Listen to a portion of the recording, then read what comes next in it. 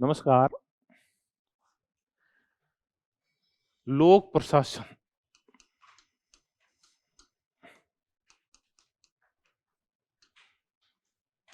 और लोक प्रशासन में हम जिस टॉपिक की चर्चा कर रहे हैं वो है नेतृत्व या लीडरशिप।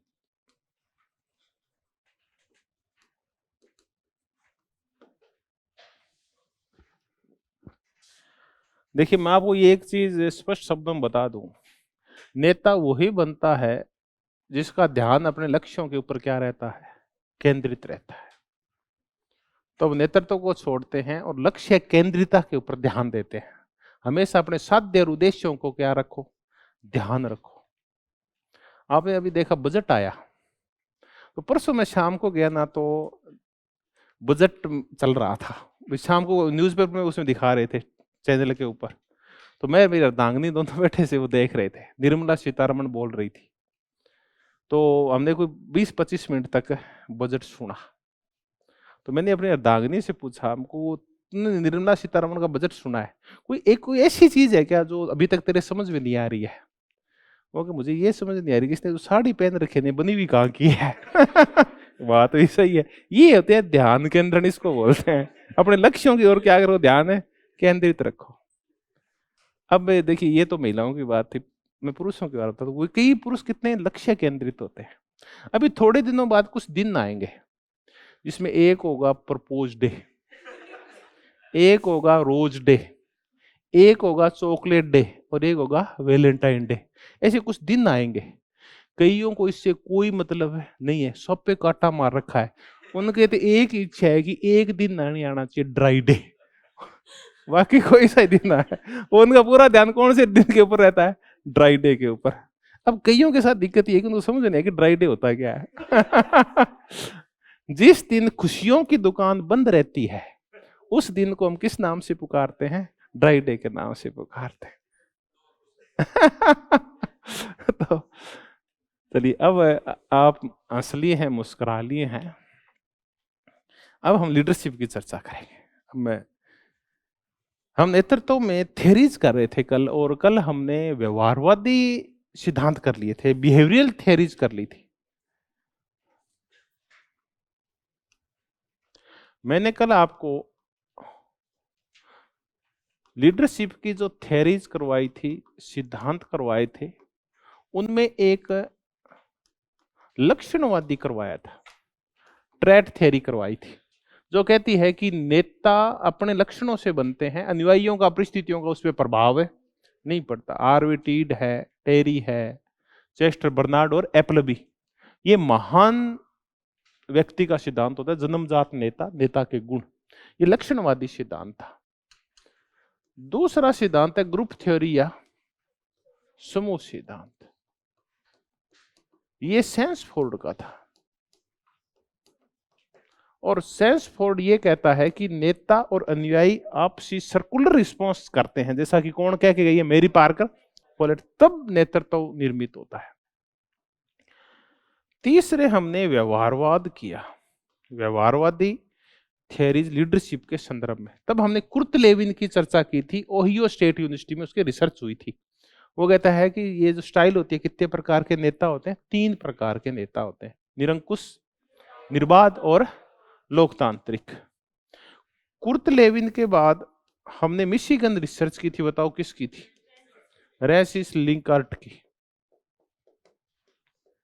लिंकार्ट बोला कि 2 प्रकार के होते हैं, एक होते हैं कार्य केंद्रित और दूसरे होते हैं कर्मचारी केंद्रित। फिर हमने लिंकार्ट का 4 मैनेजमेंट स्टाइल या 4 लीडरशिप स्टाइल देखी थी। तो 4 लीडरशिप स्टाइल या मैनेजमेंट कह दो, लीडरशिप ही कर रहे तो ये कह देते हैं लीडरशिप स्टाइल। इसने चरणबद्ध रूप से 4 बताए। पहला था एक्सप्लोटिव एथॉरिटिव, निरंकुश सत्तावादी। दूसरा था बेनेवोलेंट एथॉरिटिव। तीसरा वो कंसल्टेटिव था, और चौथा था पार्टिसिपेटिव सिस्टम वाला। ठीक है, ये 4 प्रकार का था, ये लिंकार्ट बताया गया। फिर हमने ब्लैक एंड माउंटेन का प्रबंध किया ग्रिड देखा था जिसमें हमने कितने देखे थे? 5। एक था कमजोर बिल्कुल ही, जो सिर्फ किस पे ध्यान देता है? वितरण कितने आधार पे था? बंटवारा, वर्गीकरण, 2 आधार पे। क्या वो उत्पादन केंद्रित है या वो लोगों के ऊपर केंद्रित है? तो जो दोनों पे केंद्रित नहीं है वो कमजोर, न उत्पादन पे ध्यान दे रहा है न ही लोगों के ऊपर ध्यान दे रहा है। दूसरा हमने देखा था वो कंट्री क्लब था, जो लोगों पे ध्यान देता है लेकिन काम पे ध्यान नहीं देता। तीसरा वो था जो टास्क, काम पे ध्यान देता है, लोगों पे ध्यान है। चौथा वो मिडल है, जो दोनों पे थोड़ा थोड़ा ध्यान देता है। पांचवा सबसे अच्छा था, वो था टीम मैनेजमेंट। उसमें वो दोनों पे ध्यान देता है, अच्छा प्रोडक्शन और अच्छा लिंक रखता है लोगों के साथ। ये हमने व्यवहारवाद में किया था। तो अंत में हमने जो चर्चा जहां छोड़ दी थी प्रबंध की ग्रिड वाली, वो ब्लैक एंड माउंटेन पे छोड़ दी थी।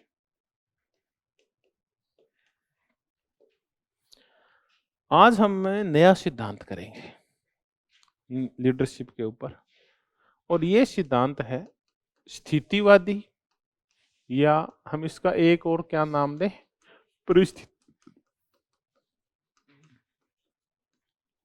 सिचुएशनल थ्योरी नाम देते हैं।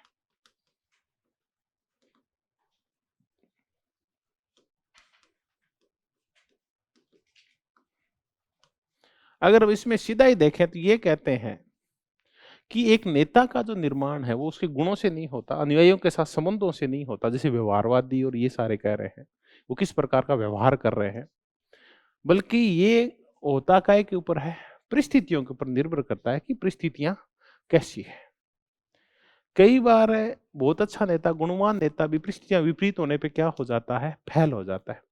तो एक अच्छा नेतृत्व अगर निर्मित करना है तो हरेक नेता को व्यवहार को स्थिर नहीं करना चाहिए, अपने गुणों को रोकना नहीं चाहिए, बल्कि परिस्थिति अनुसार जो खुद को ढाल लेता है वही क्या होता है? अच्छा नेता होता है। नेतृत्व में सबसे बड़ा जो संकट आता है वो रिजिड का आता है, कि नेता क्या होते हैं? अपने आप को महान मानने लगते हैं, इसलिए परिस्थितियों के अनुसार खुद में बदलाव नहीं करते। हम जैसे चर्चा करें कि पीछे एक निरर्थक विवाद हुआ था पठान को लेकर, तब मोदी जी को खुद को बोलना पड़ा कि ऐसे फालतू विवाद खड़े करने की जरूरत नहीं है। इसका मतलब अब उनको समय अनुसार क्या वो बदलाव कर रहे हैं। दूसरा उन्होंने ये और कहा है कि जो पसमानदा जो मुस्लिम है, जो ये जुलाहे और ये सब, इनसे निकट संपर्क स्थापित किया जाए।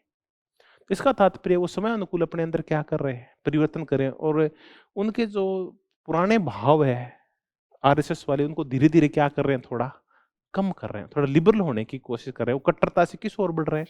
उदारता की ओर। मैंने उदाहरण से समझाया, वो कितना बदले मुझे इसके डीप में नहीं जाना है, मैं तो बता रहा हूं कि एक अच्छा नेता वो होता है जो समय अनुकूल अपने आप को बदल लेता है, वो होता है जो परिस्थिति अनुसार बदल लेता है। तो नेता बनता है परिस्थितियों से। ये कौन सी थ्योरी कह रही है? सिचुएशनल थ्योरी कह रही है। इसमें हम अलग अलग विचारकों की चर्चा करेंगे। इसमें हम एक आकस्मिकता सिद्धांत करेंगे फीडलर का।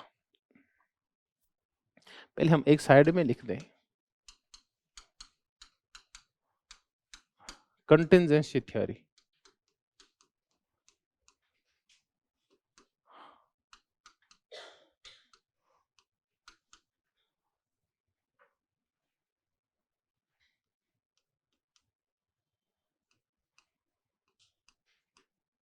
फीडलर का। उसके बाद हम पथ लक्ष्य, सिंपल सी थ्योरी है पथ लक्ष्य, पाथ गोल थ्योरी, पाथ गोल लिख लेते हैं।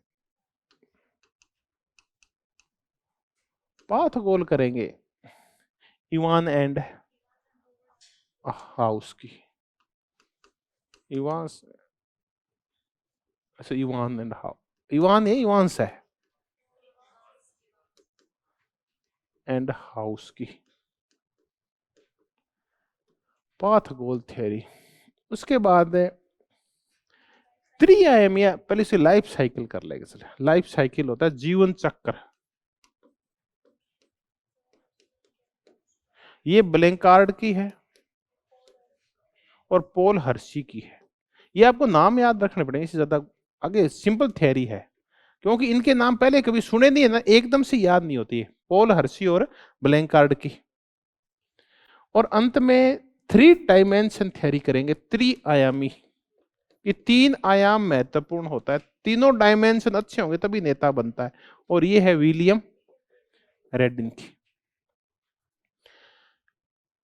अब एक तो आपको ये याद रखने पड़ेंगे, हम बार बार जब रिपीट करेंगे तो ये हो जाएंगे। जैसे हमारे लक्षणवादी सिद्धांत याद हो गया, उसके बाद सेंसफोर्ड का ग्रुप थ्योरी याद हो गई, व्यवहारवादी याद हो गई, प्रबंधक ग्रिड सिद्धांत हो गया, मैनेजरल ग्रिड किसका है, ब्लैक एंड माउंटेन का, वैसे ये भी याद हो जाएंगे।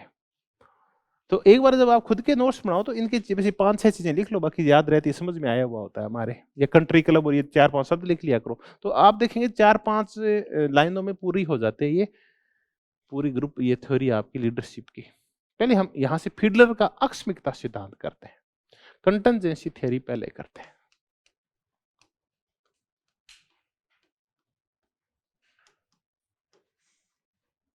आकस्मिकता सिद्धांत ये बिल्कुल सिंपल सी थ्योरी है कि अच्छा नेता वो होता है जो परिस्थिति अनुसार खुद को ढाल लेता है। जैसी कोई आकस्मिकता आती है, नेता अपने व्यवहार में भी क्या कर लेता है, परिवर्तन कर लेता है, इसलिए आकस्मिकता सिद्धांत है। तो नेता जो बनता है उसको मूलतः कौन बनाती है, परिस्थितियां बनाती है। ये सिद्धांत ये कह रहा है परिस्थितियों के अकॉर्डिंग बनता है नेता। अगर 2000 और वो 11-12 में अगर भ्रष्टाचार निवारण वाली परिस्थितियां नहीं बनती तो आम आदमी पार्टी और उसके नेतृत्व और लीडरशिप की निर्माण भी नहीं होता। उन परिस्थितियों ने बनाया था अरविंद केजरीवाल को। तो ये परिस्थितियां हैं जो नेताओं का निर्माण करती है। तो ये फीडलर कहता है, ये तो एक सिंपल सी थ्योरी हो गई, ये तो हमें समझ में आ गई आकस्मिकता। ये आकस्मिकता है, आकस्मिक रूप से क्या घटा, एक घटना घटी। आकस्मिक रूप से क्या हुआ, एक दिन रामलला के ताले खोलने का आदेश दे दिया फैजाबाद की कोर्ट ने, और देखते देखते लाल कृष्ण आडवाणी क्या बन गया, अपने देश का सर्वमान्य लीडर बन गया। तो ये आकस्मिकताएं होती है जो निर्माण करती है, कुछ ऐसी घटनाएं घट जाती है, कुछ स्थितियां ऐसी आ जाती है। तो फीडलर ने ये कहा, ये बनाती है नेता को। तो फीडलर ने कहा कि नेता 2 प्रकार के होते हैं। एक वो होते हैं जो रिलेशनशिप ओरिएंटेड होते हैं, संबंध परक नेता होते हैं, जो रिलेशन के ऊपर ध्यान देते हैं, सिंपल सी सब थ्योरी है। और दूसरे वो होते हैं जो कार्य के ऊपर ध्यान देते हैं, टास्क दे तो कार्योन्मुखी होते हैं। तो एक संबंधोन्मुखी और एक कार्योन्मुखी, एक रिलेशनशिप ओरिएंटेड होते हैं और दूसरे टास्क ओरिएंटेड होते हैं। बिल्कुल आपके अब समझ में आया है कि किस प्रकार के नेता, अपने सिर्फ तुलना करनी है। बताओ आप पहले अपने लिंकर्ट के साथ तुलना करें तो ये रिलेशनशिप ओरिएंटेड और टास्क ओरिएंटेड, इनको क्या बोलेंगे अपन, कार्य केंद्रित और कर्मचारी केंद्रित। अगर इसकी तुलना मैं ये कहूं कि मैनेजरियल ग्रिड वालों के साथ करनी हो, किसका है managerial grid, black and mountain का है। तो बताओ उसने 2 आधार बताए थे, कौन कौन से, उत्पादन केंद्रित और लोग पीपल से जो सेंटर्ड या पीपल कंसर्न, और प्रोडक्शन। तो बताओ इसमें प्रोडक्शन कौन सा है, पीपल कौन सा है, ये प्रोडक्शन वाला है और ये पीपल वाला है। ठीक है, हो गया। ये संबंध परक है, ये लोगों के ऊपर, संबंधों के ऊपर ज्यादा ध्यान देता है, और ये कार्य उन्मुखी है, ये टास्क या कार्य के ऊपर, उत्पादन के ऊपर ज्यादा ध्यान देता है। ये 2 प्रकार के होते हैं। और इसी आधार के ऊपर फीडलर ने एक स्केल बनाया, एक फुट्टा बनाया, कौन सा, एलपीसी का, लिस्ट प्रेफर्ड कोवर्कर। पहले इसकी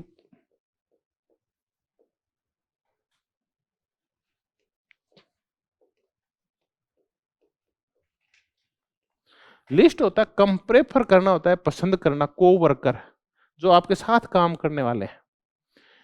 ये किसको कम पसंद करते हैं, ये है एलपीसी पैमाना, ये बताता है कि आपके जो सहकर्मी होते हैं, कोवर्कर, आपके साथ काम करने वाले, ये लिस्ट प्रेफर्ड किसको करते हैं, कम प्रेफर, कौन से प्रकार के नेता को कम प्रेफर करते हैं, कम पसंद करते हैं, ऐसा मान लो आप। किसको ये ज्यादा वरीयता नहीं देते, किसकी बातें नहीं मानते, ये एलपीसी पैमाना बताता है। तो एलपीसी पैमाना ये है, मान लेते हैं यहां एक बैठा है नेता, तो एक है, ये इस साइड चीजें बढ़ती जा रही है, 1 2 3 4, तो एलपीसी क्या होती जा रही है, बढ़ती जा रही है। यहां जो बैठा है एक के ऊपर, एक ऐसा व्यक्ति हो सकता है, एक ऐसा लीडर हो सकता है, 3 है या 4 है, 5 है, 6 है, इतना ही कर ले एक बार। तो इस साइड वाला जो है वो एलपीसी पैमाने पे क्या है, निम्न है, और इस साइड एलपीसी पैमाना क्या है, बढ़ता जा रहा है। इनकी पसंद की धीरे धीरे क्या होती जा रही है, बढ़ती जा रही है। तो आप बताओ यहां कौन सा नेता होगा, संबंध परक होगा या कार्योन्मुखी होगा? संबंध परक होगा वो यहां होगा, रिलेशन ओरिएंटेड होगा वो इस साइड होगा, संबंधो उन्मुख नेता। और कार्योन्मुख क्या होगा, इस साइड होगा, जो कार्योन्मुख होगा। तो ये जो कम एलपीसी है ये इस साइड होती है, अधिक एलपीसी इस साइड होती है। ये जो कम पसंद की है इनकी वो इस साइड है, और ज्यादा पसंद कर रहे हैं वो किस साइड कर रहे हैं, इस साइड। तो नेता जैसे जैसे संबंधोन्मुख होता जाएगा, उसके को वर्कर, उसके साथी उसको ज्यादा, उसके अधीनस्थ उसको ज्यादा पसंद है करते जाएंगे, वो लीडरशिप में कामयाब होता जाएगा। अगर वो कार्योन्मुख होता जाएगा तो उसको लोग कम पसंद करने लग जाएंगे, क्योंकि एलपीसी पैमाने पे क्या आ रहा है, वो कम निम्न स्तर के ऊपर आ रहा है। तो एल ये कह रहे हैं कि किसको पसंद करते हैं और किसको पसंद नहीं करते, को प्रकार। ये किसको, ये एलपीसी का तात्पर्य है कि एक ऐसा पैमाना जिसके ऊपर को वर्कर किसको कम पसंद करते हैं और किसको ज्यादा पसंद करते हैं। तो ये एलपीसी कम हो रही है, यानी पसंद की कम हो रही है, इस प्रकार इस तरह पसंद की क्या हो रही है, आपकी ज्यादा हो रही है। इस पैमाने को उसने नाम क्या दिया है, एलपीसी पैमाना दिया है। अगर घट रही है आपकी एलपीसी तो आप कार्योन्मुख है, बढ़ रही है तो आप समझ, ये निम्न एलपीसी है और ये उच्च एलपीसी है। आप ये कह रहे हैं कि उच्च एलपीसी होगी तो उसको कम पसंद करेंगे, उच्च एलपीसी के ऊपर संबंधोन्मुख है और उन लोगों की पसंदगी क्या है, ज्यादा है, और ये इस साइड क्या है, कम है। ये लिस्ट का तात्पर्य है कि अब आपको कम से किस ओर बढ़ना है, ज्यादा से, लिस्ट से हाई की ओर बढ़ते जा रहे हैं आप। तो अब क्वेश्चन क्या आता है, क्वेश्चन आता है कि नेतृत्व को नापने का एलपीसी पैमाना किसने दिया था, फिडलर ने दिया था। इसकी हो सकता है क्या पूछ ले ये कि एलपीसी पैमाना, उसकी फुल फॉर्म पूछ लेगा, एलपीसी का तात्पर्य क्या है, या ये पूछ रहे कि एलपीसी पैमाना है ना उसको किस आधार पे नापते हैं, उस पे अच्छा नेता कौन सा होता है, उच्च एलपीसी वाला कौन सा होता है जो संबंधोन्मुख होता है, निम्न एलपीसी वाला कौन सा होता है जो कार्योन्मुख होता है। ठीक है, ये कौन सी थ्योरी हो गई, कंटिजेंसी थ्योरी। अब ज्यादा नहीं, हमारे पास 3 ही बिंदु थे। अब आपको ये सारी फिडलर है आपके पूरे मस्तिष्क में बैठ गया है, वही बातें हैं घूम फिर के आ रही है, बस इसने पैमाने का निर्माण कर दिया।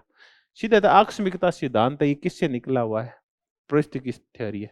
अब क्या कहें, एक बड़ा क्वेश्चन ये आ सकता है कि निम्नलिखित में कौन सा सिद्धांत ऐसा है जो सिचुएशनल थ्योरी के तहत नहीं आता।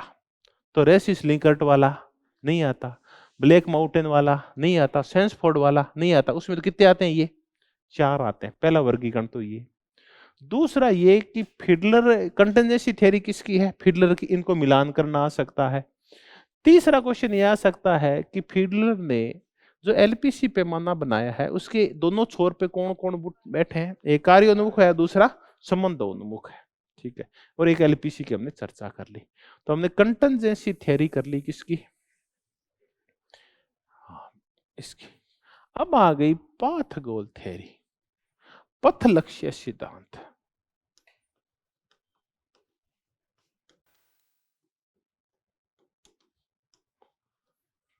ये एक सिंपल सी थ्योरी है इवांस एंड हाउस की।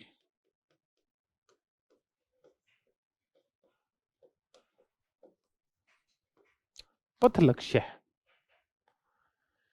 कि होता क्या है, अच्छा नेतृत्व या अच्छा नेता कौन होता है। तो ये कहता है अच्छा नेता वो होता है जो आपके अंदर प्रत्याशा, या प्रत्याशा को अपन क्या बोलते हैं, आशा, जो आपके अंदर आशा जगा देता है।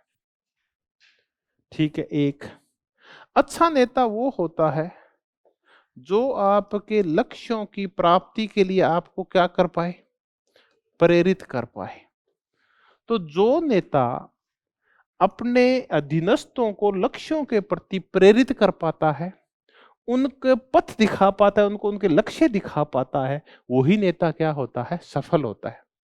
कोई एक नेता है, वो पथ तो डिसाइड कर देता है, लक्ष्य डिसाइड कर देता है, लेकिन अपने अनुयायियों को उस लक्ष्य प्राप्ति के लिए प्रेरित नहीं कर पाता। तो वो नेता जो अपने अनुयायियों को लक्ष्य प्राप्ति के लिए प्रेरित कर ले, वो नेता कामयाब होता है। ये किसने कहा, इवांस एंड हाउस ने। अब क्या लक्ष्यों के लिए प्रेरित करना ही आता है क्या? तो ये अनुयायी लक्ष्यों के प्रति प्रेरित कब होते हैं, जब नेता उनकी आवश्यकताओं की पूर्ति करता है, उनकी बातों को समझता है, तो वो क्या करते हैं, उसकी बात मानते हैं। तो एक अच्छा नेता वो होता है जो अपने अनुयायियों के साथ घनिष्ठ संबंध रखता हुआ, उनकी आवश्यकताओं की पूर्ति करता हुआ, उनकी आशाओं प्रत्याशाओं को पूरा करता हुआ, उनको किसके लिए प्रेरित करता है, लक्ष्य प्राप्ति के लिए। तो कौन सा हो गया, पथ लक्ष्य सिद्धांत। ठीक है। बदलती परिस्थितियों के अनुसार जो अपने अनुयायियों को प्रेरित कर पाए, वही अच्छा नेता होता है। युद्ध चल रहा है, लक्ष्य है जीतना, दोनों पार्टियों का लक्ष्य एक ही है। एक तरफ राणा सांगा है और उसके सामने कौन है, बाबर है। दोनों का लक्ष्य एक है, लेकिन राणा सांगा अपनी सेना को प्रेरित नहीं कर पाया। बदलती परिस्थितियों के अनुसार हारती हुई सेना को अच्छे राज्य का, अच्छी संपत्ति का और स्वर्ग का वादा करके, और किसने प्रेरित कर दिया, बाबर ने प्रेरित कर दिया, बाबर जीत गया। तो अच्छा नेता जो परिस्थितियों के अनुसार प्रत्याशा या आशा जगा पाए, लक्ष्यों की प्राप्ति के लिए प्रेरित कर पाए, वही नेतृत्व तो अच्छा होता है। तो कौन सा सिद्धांत हो गया, पथ लक्ष्य। पथ लक्ष्य सिद्धांत में मेन चीज क्या है, अनुयायियों के लिए अभिप्रेरणा, मोटिवेशन, ये है मेन चीज। अब फीडलर वाले में तो दो परिस्थितियां महत्वपूर्ण थी, इसमें अभिप्रेरणा महत्वपूर्ण है। ठीक है। अब तीसरा सिद्धांत और करते हैं, अब लास्ट में फिर कर लेंगे। ये है पॉल हर्शी और ब्लैंकार्ड का लाइफ साइकिल थ्योरी। इसकी चर्चा करते हैं, ये क्या है।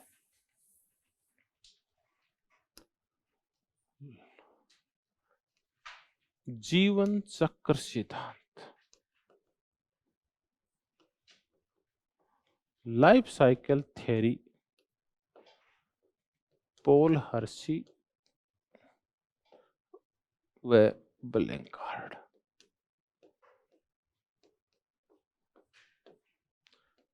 जीवन चक्र, इसमें एक ही चीज का ध्यान रखना है कि नेता वो अच्छा होता है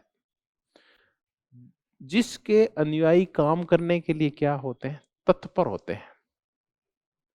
अब इसके लिए तत्परता के साथ साथ एक ऐसी एक और शब्द है इसका, तत्परता को एक और बोलता है वो परिपक्वता, सॉरी, मैच्योरिटी। नेतृत्व की सफलता नेता के गुणों पे निर्भर है नहीं है, पूर्णतया परिस्थितियों पे भी निर्भर है नहीं है, नेता की अभिप्रेरित करने की क्षमता पर भी निर्भर है नहीं है। ये निर्भर करती है अनुयायियों की मैच्योरिटी के ऊपर। कई बार क्या होता है कि आपको अनुयायी इतने अच्छे मिल जाते हैं कि आपको सफल नेता बना देते हैं। कई बार नेता में और कोई गुण नहीं होता, उसको एक गुण आता है कि अच्छे कार्मिकों की भर्ती कैसे की जाए। वही कार्मिक फिर इतने परिपक्व होते हैं कि वो आपको कामयाब कर देते हैं, संगठन को ऊंचाइयों के ऊपर ले जाते हैं।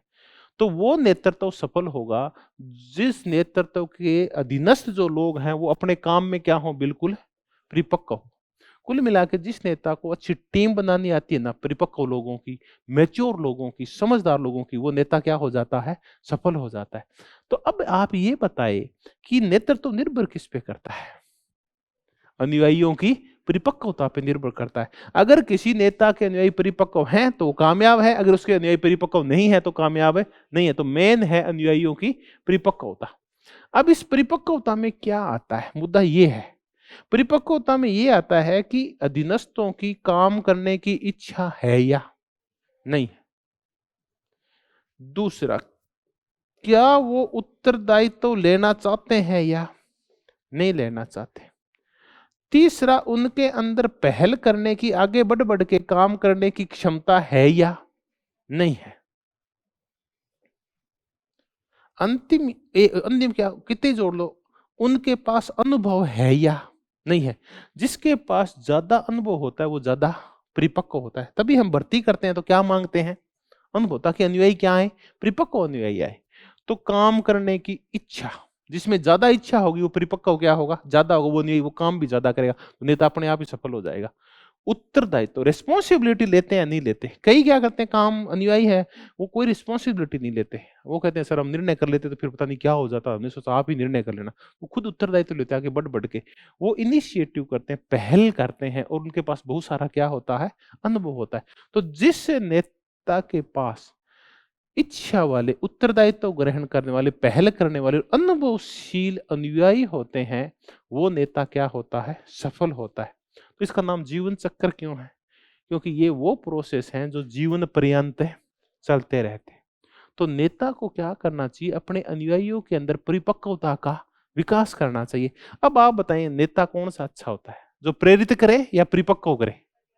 जो परिपक्व करे, तो अनुयायियों की परिपक्वता ना, ये महत्वपूर्ण है, चाहे वो खुद परिपक्व हो और या वो नेता के द्वारा किए जाएं, दोनों ही चीजें महत्वपूर्ण है। तो इसमें मेन चीज है वो है अनुयायियों की परिपक्वता, मेच्योरिटी उनकी कितनी का है।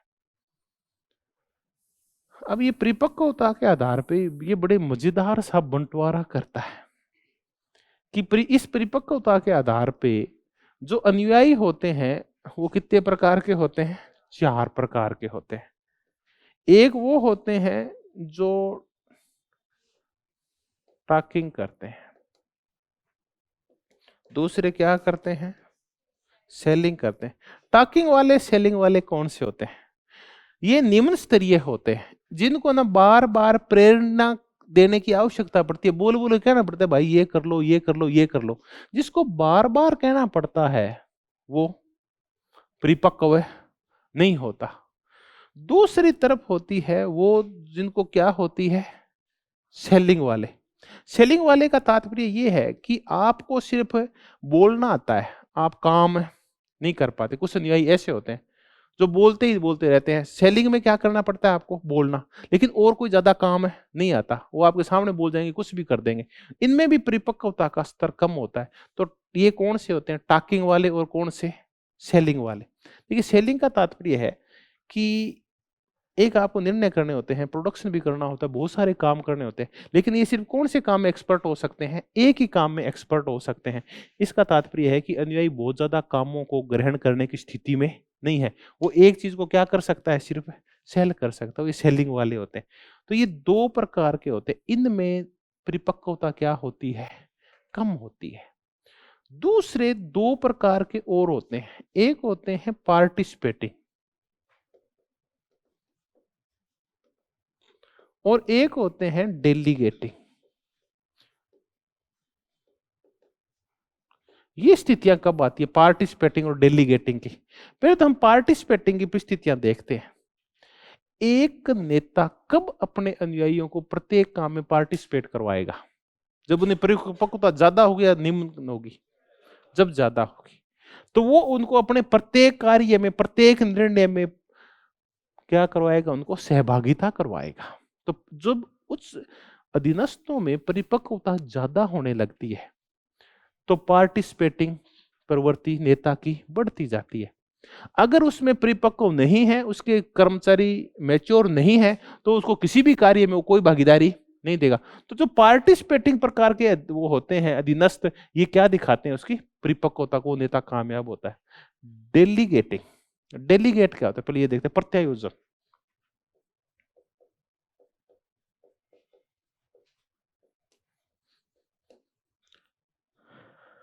प्रत्यायोजन होता है किसी के द्वारा अपनी शक्तियों को दूसरे को डेलीगेट कर देना। सिंपल तरीके से समझ लेते हैं, हम एसडीएम के पास गए किसी मुद्दे को ज्ञापन देने, या आप नीचे गए इसके एमडी के पास कि ये हमें कुछ क्लास से शिकायतें हैं और हम आपको शिकायत देने आए हैं, आप सारी क्लास चली गई। तो वो क्या कहता है कि ऐसे बात नहीं हो पाएगी, आप ऐसा करो, अपना डेलीगेट भेज दो। तो आप क्या करते हैं, अपने में से 4-5 लोगों को छांट लेते हैं और वो समूह कहता है उसे कि देखो ये तो है बातें, और तुम उसके पास जाके बात करो, हमारी शिकायत निवारण का भी इसमें पंखा नहीं चल रहा, पंखा चलना चाहिए। तो वो जो भी निर्णय होगा ना, वो निर्णय कौन करके आओगे, तुम ही करके आओगे। हमने सारी शक्ति किसे सौंप दी है, तुम्हें सौंप दी है। तब आपने कहा होगा कि विदेश में हमारा कौन गया, डेलीगेट, वो पूरी शक्तियां वो समूह उसको सौंप देता है। तब हम कहते हैं कि एक डेलीगेट प्रधानमंत्री से मिलने गया, पूरा गांव नहीं जाता, बल्कि गांव के कौन जाते हैं, डेलीगेट। गांव वाले अपनी पूरी शक्ति किसको सौंप देते हैं, कुछ विश्वसनीय आदमियों को सौंप देते हैं। अब आप बताओ, जो बात करने जाएगा वो कौन जाएगा, आप बताओ। जो परिपक्व होगा उसको भेजेंगे, जो अनमेच्योर होगा उसको तो हमें नहीं भेजेंगे, परिपक्व आदमी को भेजेंगे। तो ये जो शक्तियां डेलीगेट की जाती है, एक नेता अपने अधीनस्थों को शक्तियां कब डेलीगेट करता है, निर्णय क्षमता, उत्तरदायित्व तो डेलीगेट कब करता है, जब उसको पता चलता है कि वो क्या है, परिपक्व है। तो ये टॉकिंग और सेलिंग वाले हैं, ये निम्न परिपक्वता वाले होते हैं, और पार्टिसिपेटिंग और प्रत्यायोजन वाले ये उच्च परिपक्वता वाले, तब उनको पार्टिसिपेट और प्रत्यायोजित करता है। तो ये जीवन चक्र सिद्धांत, तो ये परिपक्वता का निर्माण कैसे चलता रहता है, जीवन पर्यंत चलता रहता है। ये टॉकिंग और सेलिंग वाले धीरे धीरे जब परिपक्व हो जाते हैं, पार्टिसिपेटिंग और किस में आ जाते हैं, इस ये अनुयायी फिर इस तरफ जाते हैं, नेता इनको यहां से यहां ले जाता रहता है। ठीक है, ये जीवन चक्र सिद्धांत है, जीवन पर्यंत चलने वाली ये चर्चाएं हैं, ये चलता रहता है। आपकी परिपक्वता निम्न हो जाएगी तो आप इस साइड आ जाओगे, बढ़ती जाएगी तो आप इस साइड जाओगे। ये चक्कर चलता रहता है जीवन भर। ये पॉल हर्शी और किसने कहा है, ब्लैंकार्ड ने। इन्होंने परिपक्वता को, मैच्योरिटी को महत्वपूर्ण माना है। अब आप सिंपल तरीके से बता सकते हैं, ये हो सकता है टॉकिंग, सेलिंग, पार्टिसिपेटिंग और डेलीगेटिंग, ये पूछ ले। या फिर आकस्मिकता सिद्धांत है जो फिडलर का, वो किसको महत्वपूर्ण मानता है, परिस्थितियों को। पाथ गोल थ्योरी, लक्ष्य के लिए अभिप्रेरित कर पाना, गोल अचीवमेंट के लिए अभिप्रेरित कर पाना, यह महत्वपूर्ण होता है। और लाइफ साइकिल में क्या है, परिपक्वता, क्योंकि परिपक्वता एक दिन में नहीं आती, परिपक्वता आती है अनुभवों से। तो वो है, तो ये लाइफ साइकिल है। तीसरा है कितने आयाम, 3 आयाम। नेतृत्व के लिए कोई एक आयाम महत्वपूर्ण नहीं है, बल्कि कितने आयाम कंप्लीट होने चाहिए, 3 आयाम। ये विलियम रेडिन का है। और वो 3 आयाम कौन से हैं, 2 आयाम तो वही है। एक तो है संबंध उन्मुख वाला, कि संबंध उसके अच्छे होने चाहिए, एक आयाम। दूसरा आयाम है कि उसको क्या होना चाहिए, कार्य उन्मुख होना चाहिए, टास्क उसको कंप्लीट होना चाहिए। और तीसरा उसमें क्या है, प्रभाविता। अब अपन ऐसे करते हैं, इसके 3 आयाम है। ये संबंध और कार्य है, ये प्रभाव पूर्वक क्या होने चाहिए, कंप्लीट होने चाहिए। आप संबंध उन्मुख हो, कार्य उन्मुख हो, तो ये कार्य होने कैसे चाहिए, प्रभाविता पूर्वक होने चाहिए, मतलब ये सही तरीके से कंप्लीट होने चाहिए आपके। तो रेड्डी ने कितने आयाम बताए हैं, कि वो संबंध उन्मुख हो, वो कार्य उन्मुख हो, और उसमें प्रभाविता का भी गुण हो, ये अच्छी तरह से प्रभावित कर पाए, संबंधों को, कार्यों को जोड़ पाए, वही नेता कामयाब होगा। तो इसने क्या किया, संबंध और कार्यों को अलग नहीं बताया। तीसरा एक और कारण बता दिया, इन दोनों को भी आपस में क्या करो, आप जोड़ के रखो। आप इनको, इनमें से कोई एक बढ़ गया वो भी कामयाब नहीं होगा, ये बढ़ गया वो भी कामयाब नहीं होगा, बल्कि क्या होगा, इन दोनों को आपको प्रभावी तरीके से इनके संबंध स्थापित करने को, दोनों प्रभावी तरीके से पूरा करवाना होगा। तो इन दोनों को जोड़ने का शब्द कौन सा है, प्रभाविता है। अब आ गया हमारे पास, इसमें तो त्रिआयामी सिद्धांत तो सीधा ही पूछा जाता है, किसका है, रेडिन का। 3 आयाम शायद ही पूछे जाए। अब हमारे पास ये नाम है ना, ये थोड़े से अजीब हो सकते हैं, बाकी चीजें हमारी समझ में आ चुकी है। अब मैं क्या करता हूं, इनको दोबारा आपको एक बार पूछ लेता हूं, आपके मन में कोई ना कोई चीज आ जाएगी दोबारा, तो आपकी चीजें क्लियर हो जाएगी।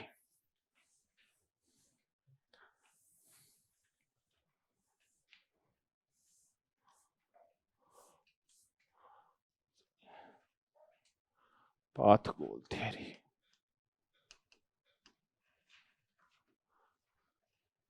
त्रिआयामी सिद्धांत किसका है, रेडिन का। एक बार इतना याद कर लो। लाइफ साइकिल थ्योरी ब्लैंकार्ड और पॉल हर्शी का, काय पे बल दे रहा है, मैच्योरिटी के ऊपर बल दे रहा है। अधीनस्थ क्या होने चाहिए उसके, मैच्योर। ये लाइफ भर चलता रहता है, मैच्योरिटी एकदम से नहीं आती। ये है लाइफ साइकिल। इसमें कितने प्रकार के अधीनस्थ होते हैं, 4 प्रकार के, जिनमें कम परिपक्वता होती है वो टॉकिंग और सेलिंग वाले होते हैं, और जो उच्च परिपक्वता होती है वो पार्टिसिपेटिंग और डेलीगेटिंग वाले होते हैं। पाथ गोल थ्योरी क्या कहती है? लक्ष्य प्राप्ति के लिए अभिप्रेरित कितना कर पाते हैं, और आकस्मिकता है कि परिस्थितियों के अनुसार आप कितना का बदल देते हैं। फिर एलपीसी का पैमाना है। अब ये थ्योरीज पूरी हो गई है, काय की लीडरशिप की थ्योरीज कंप्लीट हो चुकी है। लीडरशिप की स्टाइल्स की थी, कितने प्रकार के स्टाइल होते हैं, और उसके बाद हमने लीडरशिप की थ्योरीज कर ली, लक्षणवादी कर ली, याद आ गया, सेंसफोर्ड की, समूह कर लिया, व्यवहारवाद कर लिया लिंकर्ट का, कुर्ट लेविन का, और ब्लैक एंड माउंटेन का। उसके बाद सिचुएशनल थ्योरी कर ली, अलग अलग की, फिडलर का आश्वासन सिद्धांत। उसके बाद पॉल हर्शी और ब्लैंकार्ड का पाथ गोल थ्योरी, ठीक है। और ऐसे ही पाथ गोल नहीं, हाँ, इसकी है ये life cycle theory, life cycle theory. और उनकी पॉल हर्शी और ब्लैंकार्ड की, दोबारा कर लो, दोबारा कर लो, ब्लैंकार्ड और पॉल हर्शी की कौन सी है? लाइफ स्टाइल, ठीक है। इवान और हाउस की पाथ गोल, और त्रिएमी किसका है? रेडिन का। ये थ्योरी, ये होगी लीडरशिप की थ्योरीज। धन्यवाद, बहुत बहुत धन्यवाद।